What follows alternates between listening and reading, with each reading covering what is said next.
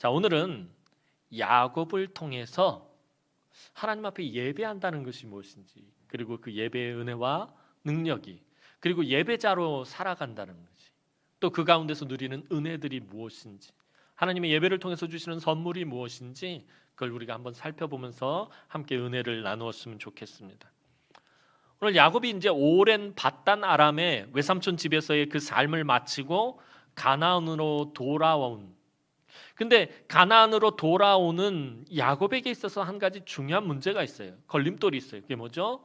자기를 죽이려고 했던 형 에서와의 갈등 관계가 아직도 해결되지 않았다는 거예요. 수십 년이 지났어도 혈기등등하게 자기를 죽이려고 했던 장자권을 빼앗아 갔기 때문에, 그것 때문에 내가 아우를 반드시 죽이리라 이를 갈면서 그렇게 막 통곡하던 그 형의 모습이 아직도 눈가에서 지워지지가 않는 것입니다.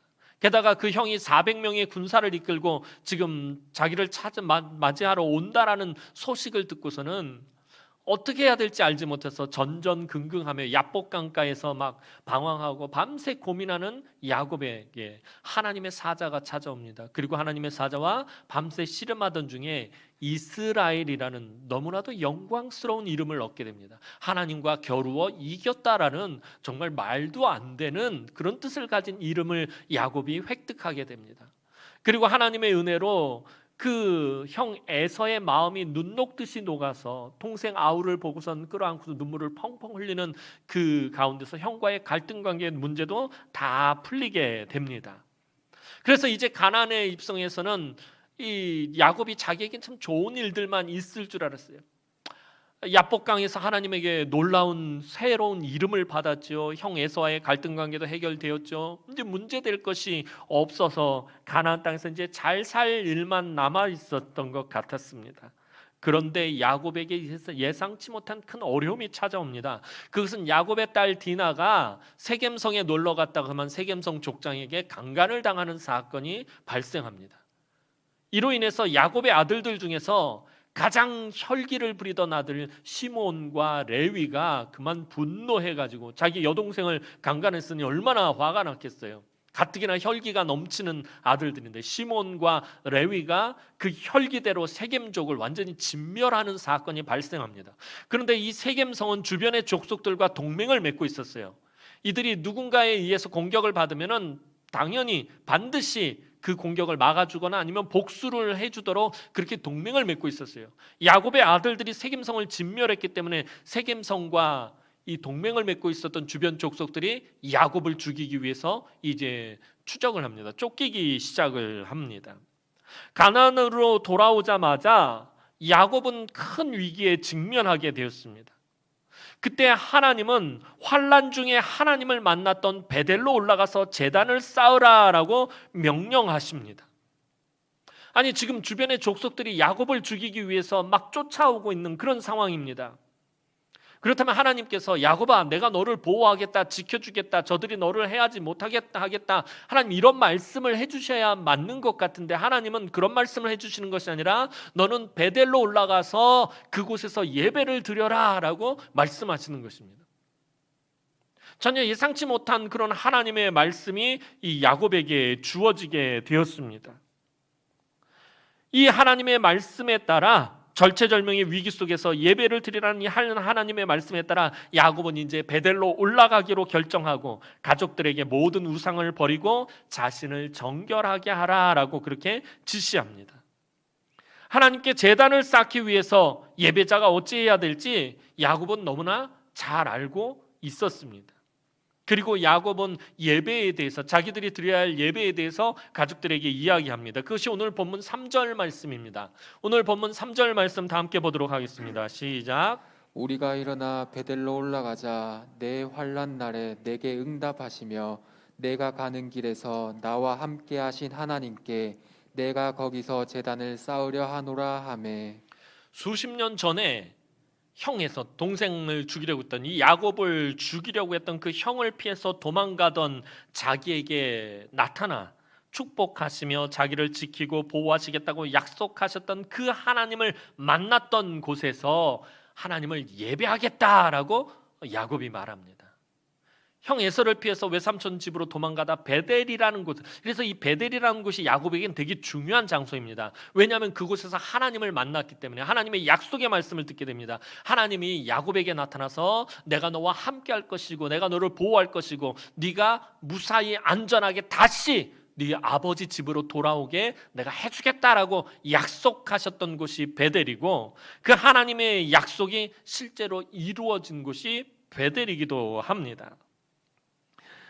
하나님을 예배하는 그 방법밖에 지금 사실 야곱이 이 환난을 이겨낼 방법이, 다른 방법이 없었습니다.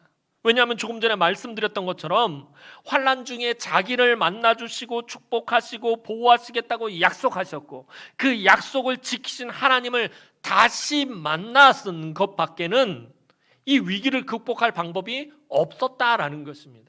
예전에도 하나님은 함께하겠다, 네가 환난 중에 내가 함께하고 네가 가는 길에 내가 함께하고 너를 만나주며 너를 지키고 보호하고 다시 돌아오겠다 하시는 그 하나님을 다시 만나야 지금 처해 있는 이 위기 가운데서도 하나님이 야곱과 함께 하시고 야곱을 지키시고 보호하시고 인도하실 것이기 때문에, 그러니까 하나님이 무엇을 의도하는지 야곱이 캐치를 해낸 거예요. 지금 하나님이 내가 천사로 널 지켜주겠다고 말씀하신 것이 아니라 네 베델로 올라가서 예배를 해라 라고 하나님 말씀하셨단 말이에요. 우리 입장에서 그랬을까요? 왜 뚱딴지같이 이런 말씀을 하실까? 지금 예배가 뭐가 중요하다고, 지금 주변 족속들이 날 죽이려고 지금 쫓아오고 있는데 하나님 저들을 막아주시겠다라고 말씀하셔야 되는 것 아닌가, 우리 이렇게 생각할 텐데, 야곱은 환난 중에 나를 만나주시고 또 내 가는 길에 함께 하시고 나를 축복하시고 나를 인도하시고 나를 보호하셨던 그 하나님을 만났던 곳에서 내가 예배할 것이다.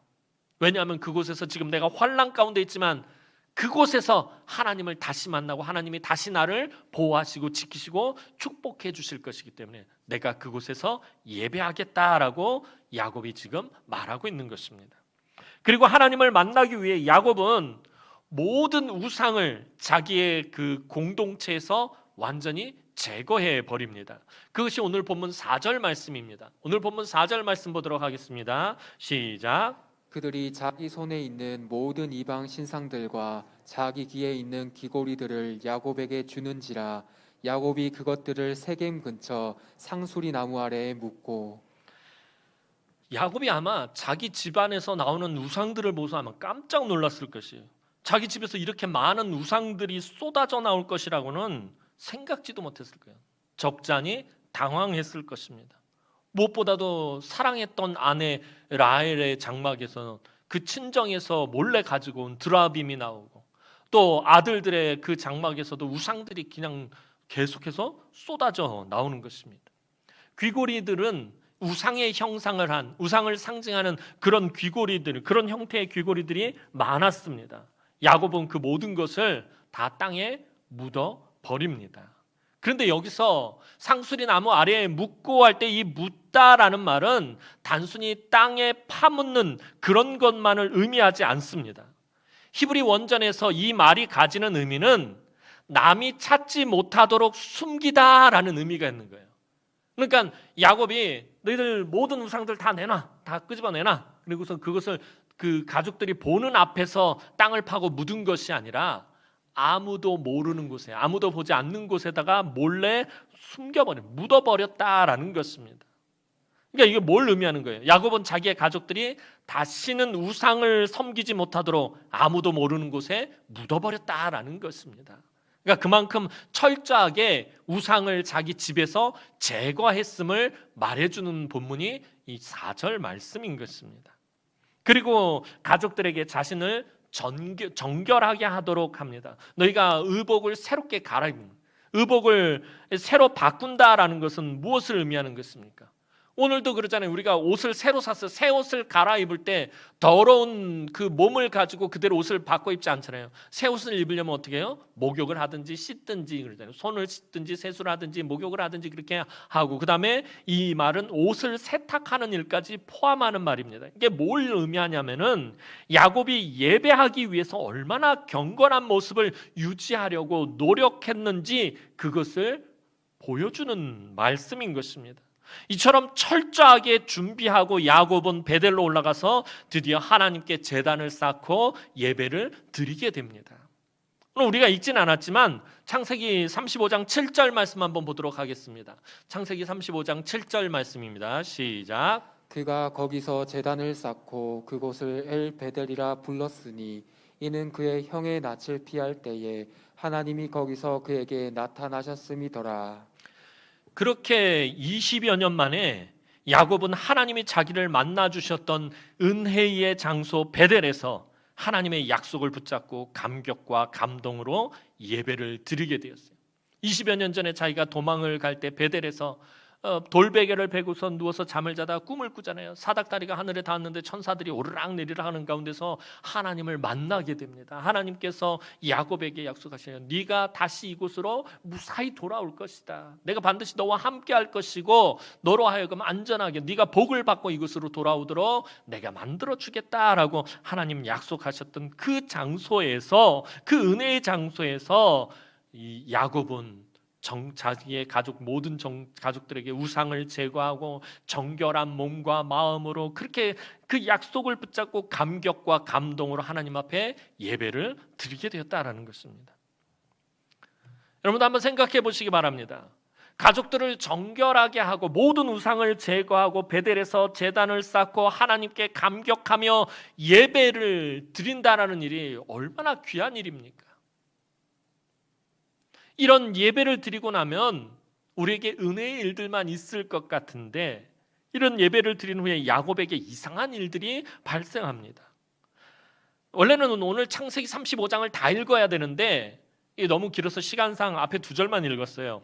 여러분들 오늘 돌아가셔서 창세기 35장을 다시 한번 묵상해 보시기 바랍니다. 이 창세기 35장의 구조를 살펴보면 야곱이 정결하게 우상을 제거하고 정결하게 예배를 드린 일을 기록하고 뒤이어서 3가지 죽음에 대한 사건을 기록하고 있는 것을 보게 됩니다.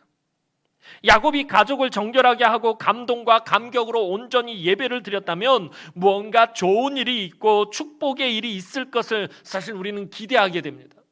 저와 여러분들도 마찬가지잖아요. 이렇게 예배를 드렸다면, 이런 예배의 은혜를 누렸다면 그 다음에 하나님이 우리를 축복해 주셔야 하는 거 아닌가, 우리의 일들이 잘 돼야 되고 우리에게 은혜가 넘쳐야 되는 것 아닌가, 아마 우린 그런 생각을 하고 그런 것들을 기대할 것입니다. 그런데 우리의 예상과는 전혀 다른 괴롭고 힘들고 고통스러운 일이 야곱을 기다리고 있었다라는 것입니다.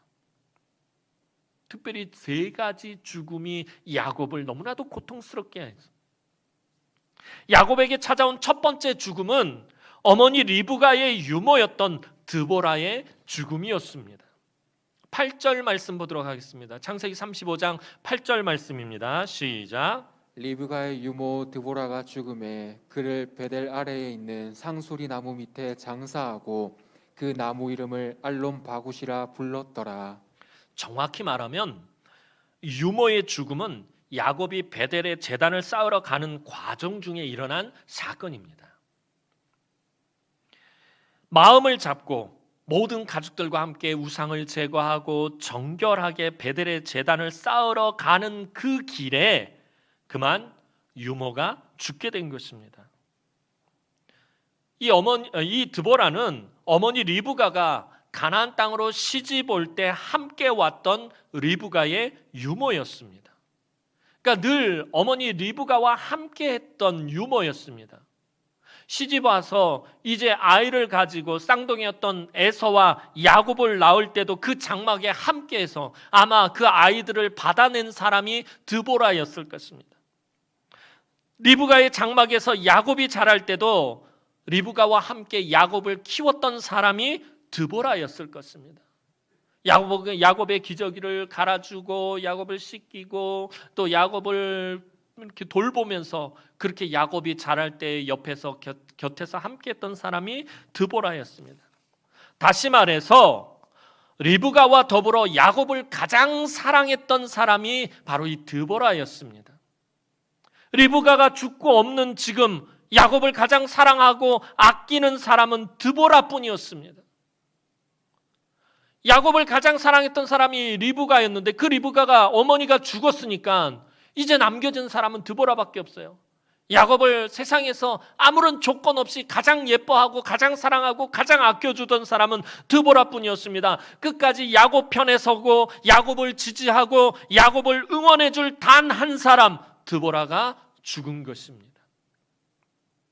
성경이 리브가의 죽음에 대해서는 언급하고 있지 않지만 드보라의 죽음을 기록하고 있어요. 이건 특이한 사항입니다.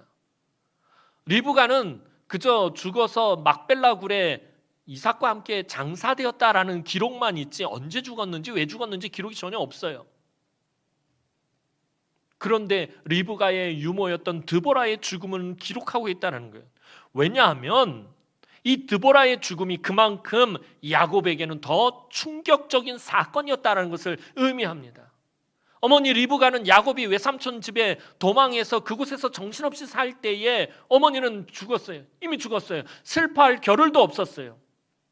그리고 돌아와서 어머니의 유모였던 자기를 키워줬던 드보라를 만났어요. 그런데 그 드보라가 그만 죽은 것이, 이것이 야곱에게는 더 큰 충격적인 사건이었다라는 것입니다. 야곱에게 이 일이 얼마나 슬프고 마음 아픈 일이었는지 드보라를 장사 지낸 곳의 지명을 보면 알 수 있습니다. 드보라를 장사 지낸 곳을 알론 바굿이라고 그렇게 말하고 있는데 그 밑에 성경 각주를 보면 알론 바굿에 뭐라고 되어 있냐면 곡함의 상수리 나무라는 뜻입니다. 야곱이 드보라를 그곳에 장사 지내며 얼마나 통곡하고 눈물을 흘렸으면 사람들이 그곳의 이름을 알론 바굿이라고 바꿔버렸어요. 통곡의 상수리 나무라고 그 지명을 아예 바꿔 부를 정도였습니다. 너무나도 슬프고 괴로운 일이 야곱을 지금 찾아온 것을 의미하는 것입니다. 이렇게 큰 슬픔에 빠져있던 야곱에게 하나님이 다시 나타나서는 야곱에게 이스라엘이라는 이름을 재확인시켜 주시고 야곱을 크게 축복해 주십니다. 야곱아, 넌 진짜 이제부터 이스라엘이다. 그리고 내가 너와 함께 할 것이고 너에게 복을 줄 것이고 너희 자손이 번성할 것이고, 하나님께서 야곱을 크게 축복하시면서 그에게 위로해 주십니다. 비통함 속에 있던 야곱에게는 아주 큰 위로가 되었을 것입니다. 그래서 야곱은 제단을 쌓고 감격과 감동으로 하나님께 예배를 드립니다. 그런데 이런 야곱에게 또 두 번째 죽음이 찾아옵니다. 자기가 환난 가운데서 지금 결단하고 온 가족들과 함께 거룩하게 하고 정결하게 하고 그렇게 우상을 제거하고 예배를 드리러 가려고 결단하는 가는 길 중에 드보라가 죽었어요. 그런데 하나님께서 나타나셔서 그를 위로하시고 그가 그 위로 가운데 감격과 감동 가운데 예배를 드리고 돌아가는 길에 그만 두 번째 죽음을 만나게 되는데, 그것은 바로 너무나도 사랑했던 아내 라헬의 죽음이었습니다. 베델에서 예배를 드리고 아버지가 있는 헤브론을 향해 가던 야곱은 막내 아들 베냐민을 출산하다가 라헬이 죽는 것을 목격하게 됩니다.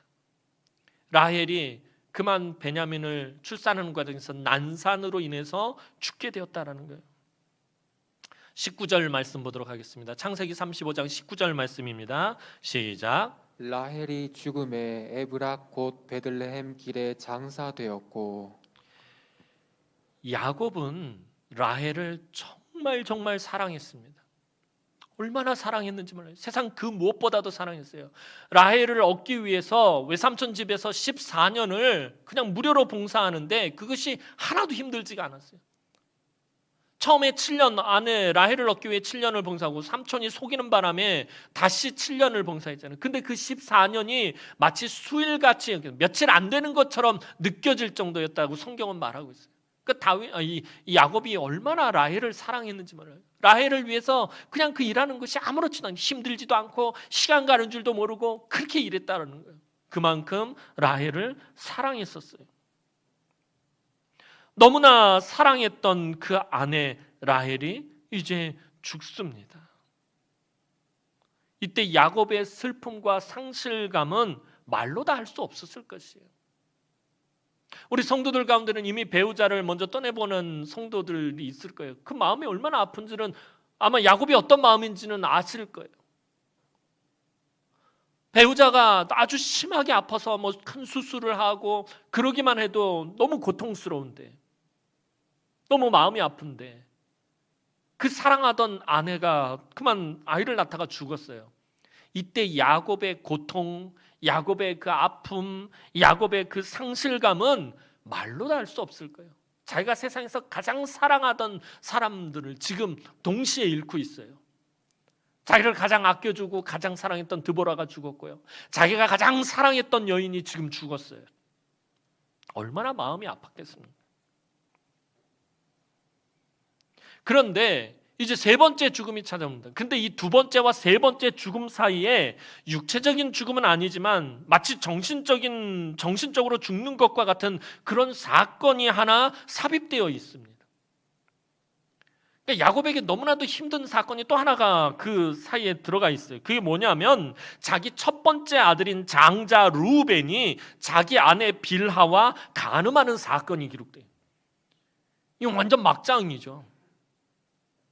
말도 안 되는 정말 엄청난 사건이 발생을 합니다. 야곱에게는 아내가 넷이 있었어요. 첫 번째 아내였던 레아가 있었고요. 그 다음에 라헬이 있었고, 라헬의 몸종이었던 빌하가 또 아내로 들어오고, 레아의 몸종이었던 실바가 아내로 들어옵니다.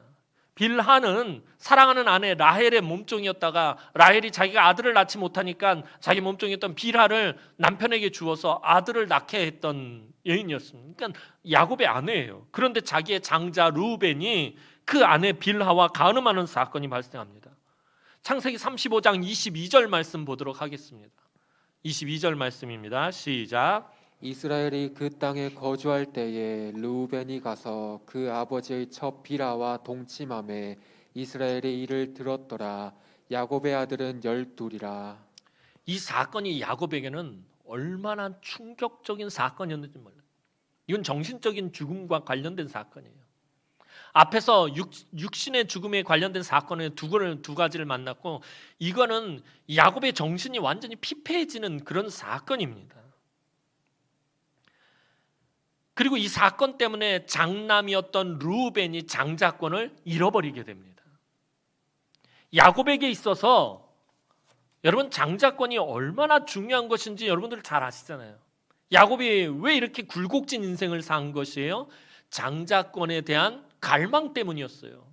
그 장자권을 차지하고 싶은 그 욕망 때문에 지금 이렇게 굴곡진 인생을 살아온 것이었어요. 그것을 차지하기 위해서, 장자권을 차지하기 위해서 수단과 방법을 가리지 않고 형과 아버지를 속였던 사람이 야곱이에요. 야곱에게 있어서 장자권은 자기 목숨과도 같은 것입니다. 그런데 그 중요한 장자권을 가지고 있는 아들이 야곱에게 씻을 수 없는 상처를 주고 만 것입니다. 르우벤이 이런 막장짓을 했다고 해서 르우벤이 그냥 개망나니 허접한 그런 아들은 아니었어요. 야곱이 죽기 전에 12아들을 축복할 때 자기 장남이었던 르우벤에 대해서 뭐라고 얘기하냐면, 르우벤은 나의 기력의 시작이었고 나의 능력의 시작이었다라고 말해요. 기력과 능력의 시작이었다는 말은 이 르우벤이 12아들 중에서 가장 탁월하고 가장 출중한 아들이었다라는 것이에요. 가장 뛰어난 아들이었다라는 것을 의미하는 말입니다. 그러니 야곱이 얼마나 큰 기대를 하고 있었겠어요. 물론 자기가 사랑하는 아들은 자기가 가장 사랑했던 여인 라헬에게서 태어난 요셉과 베냐민이었지만, 가장 큰 기대를, 장자권에 대해서 누구보다도 잘 알고 있는 사람이 야곱이에요. 그러니 그 장자권을 가지고 있는 르우벤에게 얼마나 큰 기대를 가지고 있겠어요. 야곱의 미래라고 할 수 있었던 사람이, 아들이 르우벤입니다. 그런데 르우벤의 이런 행동이 야곱에게 있어서는 마치 장자의 죽음이나 마찬가지, 너무나도 괴로운 사건이었다는 거예요. 장자권을 르우벤에게서 빼앗는다는 얘기는 르우벤이 장자로서 죽었다라는 것과 마찬가지의 사건인 거예요. 이때는 율법이 없지만 나중에 율법이 생기고 나서 율법으로 계산을 해도 르우벤은 죽어야 되는 그런 죄를 지은 거예요. 장자로서의 사형 선고를 받은 것이나 마찬가지예요. 그러니까 야곱에게는 자기 장자가 죽은 사건처럼 괴롭고 고통스럽고 힘든 일이었다라는 것입니다. 그리고 이런 상황 가운데서 야곱은 세 번째 죽음을 만나게 됩니다. 그것은 야곱의 애증의 대상인 아버지 이삭의 죽음이었습니다. 창세기 35장 29절 말씀 보도록 하겠습니다. 29절 말씀입니다. 시작. 이삭이 나이가 많고 늙어 기운이 다함에 죽어 자기 열조에게로 돌아가니 그의 아들 에서와 야곱이 그를 장사하였더라. 야곱은 베델에서 예배를 드린 후에 이제 몇십 년 만에 헤브론에 있는 아버지 이삭을 찾아갑니다. 야곱은 아버지와 좋지 않은 감정으로 헤어졌어요. 수십 년 전에 아버지를 속이고 형을 속이며 그렇게 헤어졌다는 거예요. 그가 아버지를 속이고 아버지가 가장 사랑했던 아들 형 에서에게 돌아갈 장자권을 자기가 빼앗아 가지고 도망을 쳤어요. 물론 아버지가 형이 널 죽이려고 하니까 너 어서 도망가라, 너희 외삼촌 집으로 도망가라 이야기는 했지만 좋지 않은 감정으로 아버지와 야곱은 헤어졌어요. 아버지 이삭은 형만 사랑했으며 야곱에게는 눈길 한 번 주지 않았어요. 물론 어머니 리브가는 야곱을 사랑했지만 이 야곱은 아버지의 사랑을 받기를 원했어요. 왜냐하면 장자권이 아버지에게 있기 때문에. 그 장자권을 받으려면 아버지의 사랑을 받아야 돼요. 아버지의 관심을 받아야 돼요. 아버지에게 인정을 받아야 돼요. 그런데 아버지는 늘 형만 사랑하고 자기에게는 눈길 한 번 주지 않는 것이었습니다. 그런데 더 야곱의 마음을 분노하게 만든 것은 아버지가 형을 사랑한 이유입니다. 아버지가 형을 사랑한 이유는 너무나도 육신적인 것이었습니다. 단지 에서가 사냥해서 가져다 준 그 음식이 좋아서 형을 사랑한 거예요. 다른 이유에서라면 납득했을지도 모르지만 만약에 형 에서가 자기보다 하나님을 더 잘 섬기고 거룩하고 경건한 삶을 살고 뭐 그랬더라면 우리 형이 하나님을 더 잘 섬기고 하나님 사랑받으니까 어쩔 수 없구나라고 포기했을지도 모르겠어요. 그런데 아버지 이삭이 형을 사랑한 이유는 그런 이유가 아니에요. 형은 늘 아버지와 어머니에게 근심의 대상이었어요. 이방 여인과 결혼하고 막 엉망의 삶을 사는 거예요. 그래서 늘 이삭과 리브가는 에서 때문에 근심했단 말이에요. 그런데도 형 에서를 사랑한 이유는 그 음식 때문이었어요. 이런 저급한 이유는 도저히 받아들일 수가 없는 거예요. 야곱 입장에서는. 아버지에게 당당히 사랑받고 싶고 아버지에게 당당히 인정받고 싶었지만 그러지 못해서 아버지를 속여야만 했어요. 그런 아버지를 이제 수십 년 만에 찾아가고 있어요.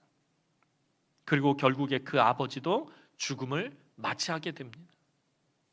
이렇게 창세기 35장은 여러 가지 죽음을 이야기하고 맨 마지막에 이삭의 죽음을 마지막으로 기록하고 창세기 35장을 끝을 맺습니다. 이 창세기 35장은 여러분들이 오늘 집에 가서 다시 한번 묵상해 보시기 바랍니다. 구조가 이상하게 매칭이 되어 있어요. 온전한 예배의 회복과 네 가지 죽음이라는 이상하게 뭔가 맞지 않는 것들로 구성되어 이야기를 기록하고 있다는 거예요. 야곱이 자기와 가족을 정결하게 하며 집안의 모든 우상을 제거하고 하나님의 말씀에 순종하여 온전한 예배를 드리고 그 예배로 감동과 감격을 누렸. 하나님이 다시 함께 하시고 그에게 축복하시고 은혜와 은총을 베풀어 주시는 그 예배로 감동과 감격을 누렸는데 왜 이런 가슴 아프고 고통스러운 일이 야곱에게 찾아오느냐라는 것이에요. 창세기 35장의 구조가 그래요. 베델에서 정말 은혜의 예배를 드렸는데 그 뒤에 너무나도 고통스러운 죽음의 사건이 야곱에게 계속해서 이어집니다. 앞에서 베델에서 예배드리는 감동과 감격의 예배의 그 장면을 보면 기쁘고 즐겁고 좋은 일이 찾아오며 해피엔딩으로 끝나기를 우리 모두는 바랬을 것입니다. 야곱의 삶은요, 저와 여러분들의 삶을 성경이 투영하고 있는 거예요. 그렇다면 야곱의 이런 모습을 보면서 야곱이 해피엔딩으로 끝났으면 좋겠다. 좋은 예배를 드리고 감격과 감동의 예배를 드린 야곱이 그런 삶을 살았으면 좋겠다라고 우린 기대하는데 그렇지가 않다는 거예요. 우리의 삶도 그러하다라는 거예요. 여러분들 하나님 앞에 나와 예배드리면서 하나님의 은혜를 누리고 예배의 감격과 감동이 회복되고 섬김과 헌신의 열정이 살아나고 무언가 좋은 일들이 일어날 것 같았는데 삶의 현실은 여전히 힘들고 괴롭고 어려운 문제들이 끊임없이 일어나고 마음먹은 대로 일이 풀리지 않습니다. 건강이 나빠지기도 하고 물질 때문에 낙심하고 자녀들 때문에 계속 속상하기만 합니다. 왜 하나님 앞에 예배하는 우리들에게 이런 힘겨운 문제들이 그치지 않고 찾아오는 것입니까? 정말 열심히 주일 성수하고 교사로 성가대로 여러 부분에서 정말 애쓰면서 봉사하고 헌신하고 수고했는데 열심히 헌금도 하고 모든 일에 정말 최선을 다해서 예배했는데 그리고 그 예배를 그냥 드린 것이 아니라 예배를 드리고 때마다 말씀을 통해서 위로를 얻기도 하고 은혜를 누리기도 하고 예배의 감격과 감동을 누렸는데 왜 우리들에게는 이렇게 힘겨운 문제들이 끊이지 않고 계속해서 찾아오고 우리를 고통스럽게 하고 힘겹게 하는 문제들이 발생을 하느냐라는 거예요. 사랑하는 성도 여러분, 이런 상황 가운데서 오늘 본문이 속한 창세기 35장이 우리에게 무엇을 말씀하고 있는 것입니까? 창세기 35장은요, 조금 전에 말씀드린 것과는 다른 관점으로 보아야 이해할 수 있다는 거예요. 왜 우리가 하나님 앞에 이렇게 예배했는데, 이렇게 최선을 다해서 예배하고 예배의 감동과 감격을 누렸는데 왜 우리 삶에 고통과 아픔과 괴로움이 찾아오느냐, 이런 관점을 말하는 게 아니에요. 이 창세기 35장이 오늘 우리에게 말하고자 하는 것은 야곱이 베델에서 온전히 예배를 드리며 그를 축복하시고 그를 지키시고 사랑하는 하나님을 만났기 때문에 그의 삶을 찾아온 너무나도 힘들고 고통스러운 죽음의 문제를 이겨낼 수 있었다라는 것을 오늘 창세기 35장은 말하고 있는 거예요. 환난 가운데 만나주시고 나의 가는 길에 함께 하시고 나를 축복하시고 나를 위로하시고 나에게 은혜를 베푸셨던 그 하나님께 예배를 드렸기 때문에 내 삶에 찾아오는 죽음과 같은 고통스럽고 슬프고 힘든 일들을 이겨낼 수 있었다라고 창세기 35장은 우리에게 말해주고 있는 것입니다. 야곱을 가장 사랑하고 아끼고 끝까지 야곱의 편이 되어줄 드보라가 죽고 비통함 속에서 통곡하던 야곱을 하나님은 다시 만나주시며 그의 새로운 이름 이스라엘을 확인시켜 주시고 그를 축복해 주시며 크게 위로해 주셨습니다. 그래서 야곱은 예배의 감동과 감격 속에서 드보라의 죽음이라는 그 슬픔을 이겨낼 수 있었습니다. 또한 그의 가장 사랑하는 아내 라헬이 난산으로 죽었을 때 야곱은 드보라 때처럼 슬픔과 괴로움 속에서 고통을 당하는 모습을 보여주지 않는 것을 보게 돼요. 드보라가 죽었을 때 얼마나 통곡을 했으면 그곳을 알론바고 통곡의 상수리 나무라고 불렀어요. 근데 라헬이 죽은 본문을 잘 살펴보면요, 이 야곱이 덤덤하게 그 라헬의 죽음을 받아들이는 모습을 보게 됩니다. 물론 야곱은 너무나도 슬펐을 거예요. 얼마나 사랑했던 아내예요. 얼마나 사랑했던 여인이에요. 세상 그 무엇보다도 사랑했던 아내 라헬이 죽었는데 안 슬펐겠어요? 자기 인생에서 가장 큰 슬픔의 시간이었을 거예요. 가장 괴롭고 고통스러운 시간이었을 것입니다. 라헬도요, 둘째 아들을 이 베냐민을 낳고서 죽어가면서 얼마나 슬프고 얼마나 원통했는지 그 아들의 이름을 뭐라고 했냐면 슬픔의 아들이란 뜻의 베논이라고 불렀어요. 이제 난상 끝에 아들을 낳으면서 혼이 막 떠나가려고 그래요. 그 슬픔 가운데서 그 아들을 바라보면서 나의 슬픔의 아들아 하면서 죽은 거예요, 라헬이. 아들에 대한 그 갈망이 라헬이 얼마나 심했어요. 요셉을 낳았을 때요, 라헬은 진짜 하늘을 날 것 같았을 거예요.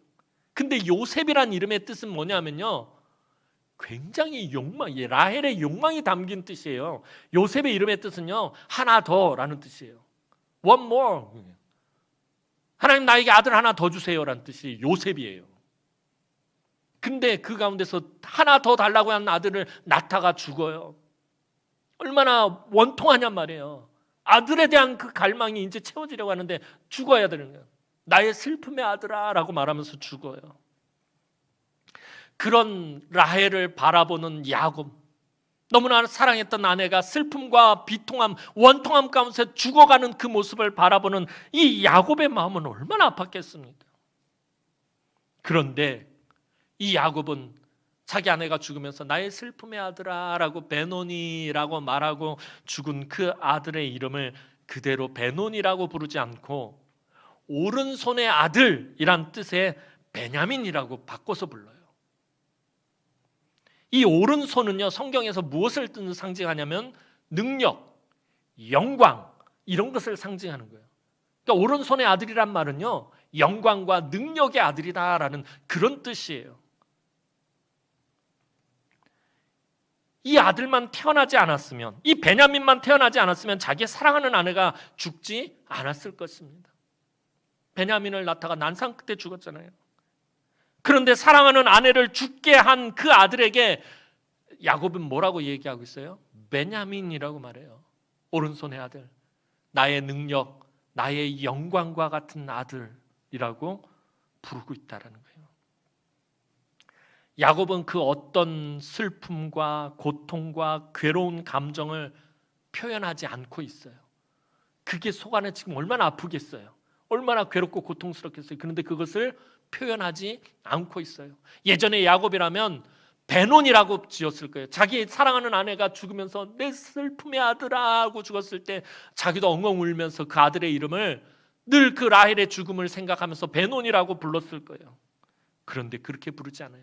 그 슬픔과 고통과 괴로움을 표현하지 않아요. 오히려 베냐민이라고 말해요.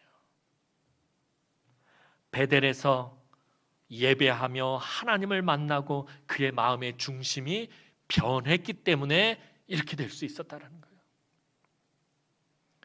야곱의 연약함을 아시는 하나님은 고난 가운데 있던 야곱에게 베델에서 온전히 하나님께 예배하라고 명령하셨어요. 야곱의 삶은 늘 고난의 연속이었어요. 오죽했으면 그가 바로 앞에 섰을 때 내가 험악한 세월을 살아왔다라고 말해요. 진짜 험악한 세월을 살아왔어요. 그런 야곱에게 하나님은 베델에 가서 예배하라고 명령하십니다. 왜냐하면 이 세상의 모든 것이 변하고 죽고 사라지지만 변치 않는 분은 하나님 한 분뿐이기 때문입니다. 이렇게 변치 않는 하나님을 마음의 중심에 둘 때 삶의 고통과 괴로움이 찾아와도 하나님이 주시는 은혜와 능력으로 이겨낼 수 있다라는 것입니다. 이것이 하나님께 진정으로 예배하는 예배자에게 주시는 하나님의 은혜의 선물이다라는 것이에요. 하나님 앞에 진정으로 예배드리는 예배자에게는 하나님이 이런 은혜의 선물을 주신다라는 것입니다. 야곱은 마지막으로 아버지 이삭을 찾아갑니다.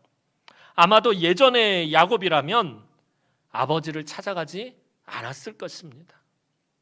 정말 별것 아닌 이유로 애서만 사랑했던 아버지. 어떻게 그런 이유로 정말 자격 없는 그 형을 사랑하는 것입니까? 애증의 대상이었던 그 아버지 이삭을 야곱은 찾아갑니다. 그리고 이삭의 말년을 이 야곱이 돌보게 됩니다. 성경 본문을 읽다 보면 마치 야곱이 아버지에게 찾아가자마자 야곱이 죽은 것 같이 그렇게 돼 있는데 아니에요. 대충 야곱의 나이와 이런 저런 가지 행적들을 다 계산해 보니까 성경학자들이 볼 때 최소 20년 정도는 야곱과 이삭이 같이 있었던 것으로 봐요. 그러니까 이 이삭의 말년을 야곱이 돌본 거예요. 그리고 결국 이삭은 사랑했던 에서가 아닌 야곱의 품에서 죽게 됩니다. 그렇게 사랑했던 아들 에서는 이미 세일 땅으로 가서 에돔 지역으로 가서 그곳에 족속을 이루고 있었고요.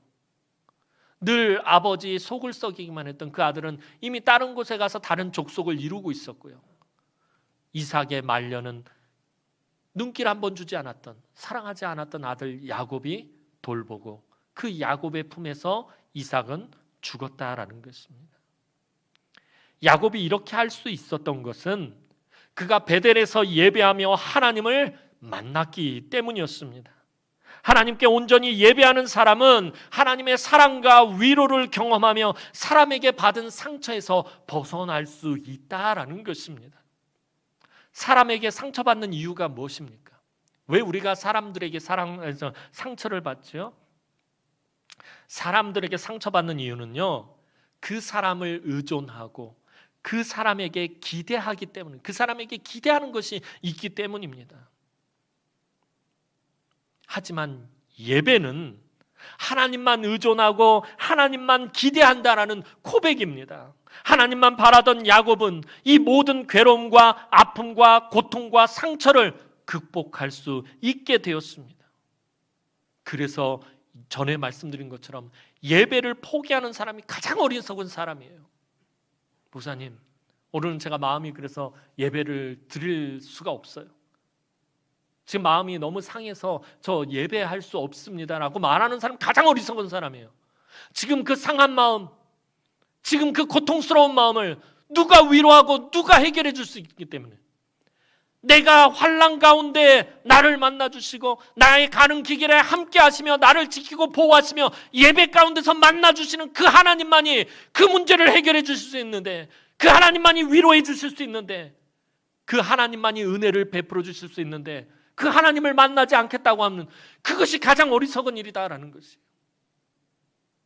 여러분, 예배를 포기하는 사람이 가장 어리석은 사람이에요. 난 회복되지 않겠다라고 선언하는 것이나 마찬가지인 것이에요. 그래서 예배가 중요한 것이에요. 예배를 통해서 나를 위로하시고 나와 함께 하시고 나에게 은혜를 베푸시는 그 하나님을 만날 수 있어야 한다는 것입니다. 야곱이 베델에서요, 하나님께 이렇게 온전한 예배를 드린 후부터 성경 본문은 비로소 야곱의 이름을 이스라엘이라고 부르기 시작합니다. 이스라엘이라는 이름을 언제 받아요? 가나안 땅에 오면서 그 야복강가에서 하나님의 사자와 씨름할 때 그때 받는, 그러니까 지금보다 한참 전에 받아요. 이스라엘이라는 이름을. 베델에서 예배를 드리고 나서도 하나님이 이스라엘이라는 이름을 재확인시켜 주셔요. 이 야곱을 이스라엘이라고 부르기 시작하는 게 언제부터냐면 이 예배를 드리고 난 다음부터예요. 특별히 라헬의 죽음을 기록할 때 처음으로 야곱을 이스라엘이라고 기록을 합니다. 그 전에는 야곱이라고 하지 이스라엘이라고 부르지 않아요. 라헬이 죽었을 때가 언제예요? 야곱에게 가장 슬픔의 시간, 가장 고통스러운 시간, 가장 괴로웠던 그 시간에 있던 야곱을 성경은 이스라엘이라고 부르기 시작한다는 거예요. 죽음 앞에서 인간적인 야곱의 모습이 아닌 이스라엘의 모습으로 조금씩 변하기 시작한 것입니다. 사랑하는 성도 여러분, 오늘 저와 여러분들이 드리는 예배에 이런 은혜가 있는 것이에요. 이런 은혜의 선물이 이 예배 가운데 담겨 있다는 것입니다. 예배를 귀중하게 여기시기 바랍니다. 예배의 형식과 내용, 전통 이런 것들도 중요하지만 무엇보다도 예배를 통해서 오늘 야곱처럼 하나님을 만나시기 바랍니다. 여러분들이 지나온 삶 가운데서, 여러분들이 살아온 그 걸음걸음 속에서, 여러분들의 환난 가운데 여러분들을 만나주시고 여러분이 가는 그 길에 함께 하시며 여러분들을 지키시고 여러분들을 축복하시고 여러분들에게 은혜를 베푸셨던 그 하나님을 여러분들이 예배 가운데서 매번 만날 수 있어야 한다는 것입니다. 그 예배의 은혜와 감동과 감격이 여러분들이 이 땅 가운데서 살아가면서 만나게 되는 슬픔과 고통과 괴로움과 근심과 걱정과 염려를 이겨내게 한다라는 것입니다. 예배를 통해 나에게 나타나신 하나님, 나를 축복하시는 하나님, 나를 위로하시는 하나님, 나를 변화시키시는 하나님, 나에게 능력 주시는 하나님, 나를 사랑해 주시는 하나님, 나에게 은혜를 베풀어 주시는 하나님, 나를 불쌍히 여겨주시는 하나님, 나에게 약속해 주시는 그 하나님을 만나며 삶의 모든 고난과 어려움과 고통을 이겨내고 승리하며 이제 새롭게 은혜의 70년을 걸어가는 우리 남흥의 모든 성도들이 되기를 주님의 이름으로 축원합니다. 기도드리겠습니다. 사랑과 은혜가 많으신 아버지 하나님, 은혜와 사랑을 진심으로 감사를 드립니다. 오늘 우리가 이 땅을 살아가면서 참 괴롭고 아프고 고통스러운 일들이 끊임없이 우리를 찾아오고 우리를 속상하게 하고 우리를 마음 아프게 하는 일들이 늘 끊임없이 우리의 삶 가운데서 만나게 됨을 이 시간에 고백합니다. 그러나 나의 환난 중에 나를 만나주시고 나의 가는 길에 함께 하시고 나를 축복하시고 나에게 은혜를 베푸시고 그 하나님을 예배 가운데 만나 그 예배의 은혜와 감격과 감동으로 하나님 이 세상에서의 힘들고 고단하고 피곤한 삶 가운데서 승리하는 우리 남흥의 모든 성도들이 되게 하여 주옵소서. 우리의 예배가 날마다 살아나게 하시고 모든 성도들이 예배를 귀중히 여기게 하시고 이 예배를 통하여서 하나님 우리 성도들이 날마다 변화되고 늘 하나님을 만나고 그 하나님의 은혜를 누리는 하나님 축복의 시간이 되게 하여 주옵소서. 감사드렸고 예수님의 이름으로 기도하옵나이다. 아멘.